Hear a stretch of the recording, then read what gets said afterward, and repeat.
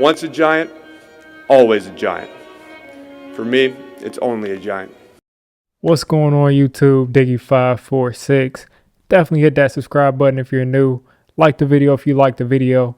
And I won't tell if you click that bell. But let's go ahead and get into this. So we just had two quick trades within about a span of about 30 minutes that happened earlier today. And I'm not going to go into details of all of the trades because I'm just only going to talk about how it affects the Giants specifically. And the Dolphins traded out of that number 3 spot to number 12 with the 49ers. So that means the 49ers are moving up to 3. And you got to think that the 49ers probably tried to move up to 2, and the Jets, they're probably stuck on taking a quarterback. So that tells me that they are most likely taking a quarterback. That's just what I get from that. And then the Dolphins weren't done. They leveraged that 6th overall pick that they got. They leveraged that 12th overall pick, that they got from the 49ers and moved up to 6. Gave up a next year's first round pick, which they got from that first trade, and moved back up to 6. So the Dolphins are back in business. I'm thinking that 6th overall pick is going to probably be Jamar Chase. That's what I'm thinking. It'll be Jamar Chase or Kyle Pitts, or maybe they're thinking Sewell falls to them. But I'm thinking it'll be either Sewell if he falls, or it'll be one of those weapons, Kyle Pitts or Jamar Chase. And I'm thinking it'll probably be Jamar Chase because he is that receiver. And even if you want to classify Kyle Pitts as an all-purpose weapon, I'm not ranking him over Jamar Chase. That will be foolish to me. But teams are going to do whatever they want to do. Now, how does this affect the Giants? First off, this almost pushes 2 receivers down to the Giants. It could possibly do that because if the Dolphins move down and they want to address offensive line, for instance, they're going to probably take Rashawn Slater. Or if the Dolphins move down, I don't see them addressing cornerback because they have 2 of those right now. But if they want to address Micah Parsons, if they want to look at Micah Parsons, depending on what the Dolphins do with that pick, if they don't take a receiver or if they take Kyle Pitts, guess what? The Lions are in play. And the Lions are pretty much the only team I'm thinking they will take a receiver. The Cowboys, I can't see taking a receiver. They may take Kyle Pitts, though. They may take Kyle Pitts, but I doubt they take a regular receiver. I just don't see that happening. They'll probably go corner. They can go either corner, or maybe they take Parsons, maybe they take Slater. But I really doubt that the Cowboys will take a wide receiver. Now, Pitts, of course, as I said, is probably in play because I was always a supporter of Kyle Pitts, but people are starting to talk about him as the best thing since sliced bread, so they might just take him. Now, if you're looking at the Dolphins, if the Dolphins don't take a receiver, then you're on to the Lions. They probably take Jamar Chase, or maybe they like Devontae Smith better. And then you move on, and there's not really a team that's going to take a receiver. The Broncos, no, they're not taking a receiver. If they do, I really can't see that happening. And there's still more trades to be made. We got to see where Trey Lance goes. We got to see where these other quarterbacks go. Maybe even Mac Jones could go in the top 10. But once we get past that Lions pick, and once we get past that Broncos pick, it's the Cowboys and then the Giants.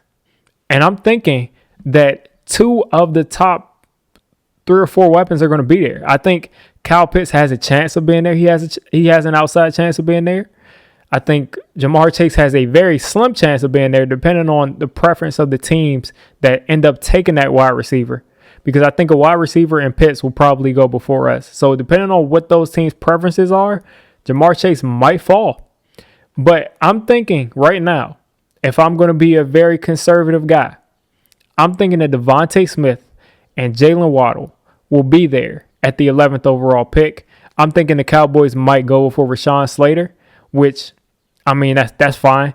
But I'm thinking we're going to have a choice between probably Devontae Smith, Jalen Waddle, Micah Parsons, one of the corners. I doubt we go corner, but one of the corners, Rashawn Slater, and really an elite type of that is going to be crazy, man. It's elite. These are all going to be elite players. 2 of the top 3 elite receivers. Micah Parsons is going to be here. If he's clean, then he might be gone. He might be gone to the Dolphins, or he might be gone to the Broncos. But If he falls, he could be there.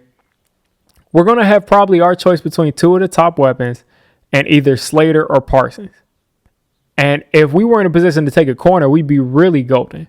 I mean, we thought that we would be able to go any direction we wanted to in this upcoming draft, but we can really go any direction. And I'm thinking it's going to be receiver because we're already seeing reports saying that they like Devontae Smith. I know they have to like Jalen Waddle. And if they're both there, if you have two of those guys there, two of the Bama receivers at 11, man, I just don't see how you can pass that.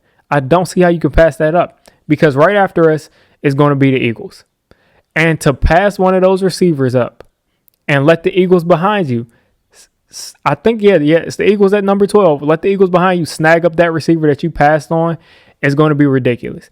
And I'm even thinking about that now. They're probably going to get one of those receivers. We were laughing about they're not going to get Jamar Chase. They're not going to get Pitts anymore.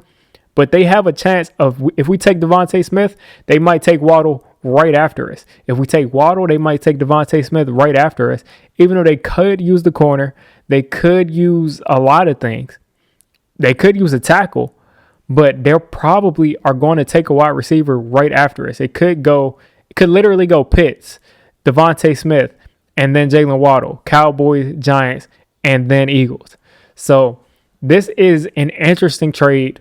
This is a big time move that happened in the NFL that's going to reshape this entire draft. And if for some reason the Eagles don't go wide receiver at 12, then you're going to see teams start to trade up because if Devontae Smith and Waddle are there at 12 and 13 and 14, teams are going to start to move up because that value is just out of this world. I've seen mock drafts where Devontae Smith goes number 2 overall, number 3 overall. Same thing with Waddle, number 3 overall. So for them to be there at our pick, which I'm pretty much going to just put a stamp of approval and guarantee. I mean, I don't want to do too many guarantees, but I'm pretty much saying Jalen Waddle and Devontae Smith are probably going to be there. And if they're not there, then it's Jamar Chase and Devontae Smith. And if they're not there, it's Kyle Pitts and Devontae Smith or Kyle Pitts and Jalen Waddle. There's not 4 weapons that are going to go with these quarterbacks, all coming off the board. It's just not going to happen. And I'm thinking that 2 of those 4 are going to be there. Now, you guys let me know what you think. I've seen a lot of people on the Slater train. I do think Slater could probably be a good guard for us, but I do not see Slater as a prospect on the same level at all as any of these receiver prospects in the top 4. Now, if you're asking me to pick between Slater and Bateman, it's Slater. If you're asking me to pick between Slater and even the corners, I would say we would probably take Slater because we don't need the corners. But these receiving prospects are ranked so much higher, at least on my boards and on a lot of people's boards. They're ranked so much higher than Slater that it's almost malpractice to take just what you think is a position of need instead of taking the best possible player on the board.